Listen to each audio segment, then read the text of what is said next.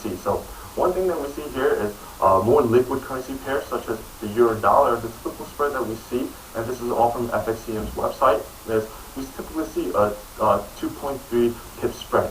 But essentially, if we're trying to trade on an intraday basis and we're typically just trying to pick those little ups and downs, realistically, we might just want a 20 pip target, and that might be all we're looking for. But in essence, what happens to our net profit because we have those costs associated is we see that in reality we're only able to pick up 7.7 pips.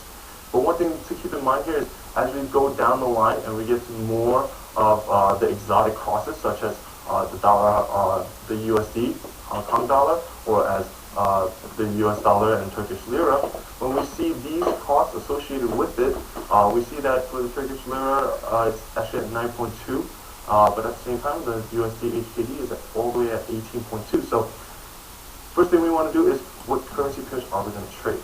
And that's really what we want to look at. And that's why, for those of you that were in my previous presentation of trading the news, when I look into trade the news, I typically like to focus on the major currencies that are really associated with the US dollar because they tend to be the most liquid out of all the major currency crosses.